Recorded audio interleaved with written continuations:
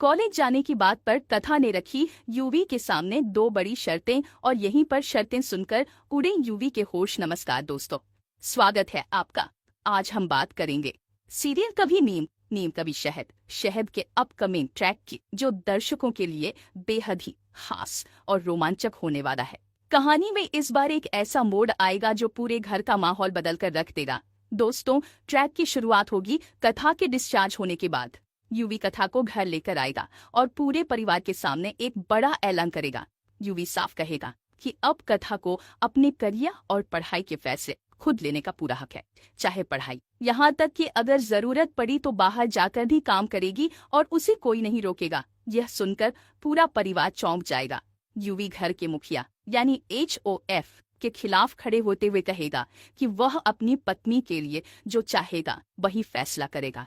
लेकिन दोस्तों, यहीं पर आएगा असली ट्विस्ट। कथा बीच में ही यूवी की बात काट देती है और सबको हैरान कर देती है। कथा कहती है कि उसके लिए कोई और नहीं बल्कि वह खुद फैसला लेगी, चाहे यूवी हो या परिवार का कोई भी सदस्य, किसी को उसके फैसले का अधिकार नहीं है। इसके बाद वह दादा मालिकसा के सामने हाथ जोड़कर खड़ी होती है और कहती है, अगर आपको लगता है कि मैंने परी का साथ दिया है तो मैं माफी मांगती हूँ, लेकिन मैं आपकी इच्छा के खिलाफ कोई कदम नहीं उठाना चाहती। हाँ, मैं पढ़ाई भी करना चाहती हूँ और बाहर जाकर काम भी, लेकिन यह सब आपकी इच्छा और सम्मान के साथ करना चाहती हूँ। दोस्तों, इसके बाद यूवी दोबारा कथा से कहता है कि उसे किसी से पूछने की जरूरत नहीं, वह बाहर जाकर काम कर सकती है। लेकिन इसी मौके पर कथा रखती है अपनी दो बड़ी शर्तें, जिन्हें सुनकर यूवी के होश उड़ जाते हैं। पहली शर्त यह होती है कि यूवी अब से दादा मालिकसा को HOF नहीं बल्कि उनके असली सम्मान के साथ दादाजी कहकर बुलाएगा। यह बात सुनकर ईश्वर चंद्र समेत पूरा परिवार हक्का बक्का रह जाएगा, क्योंकि यूवी ने आज तक उन्हें दादा जी कहकर नहीं बुलाया था।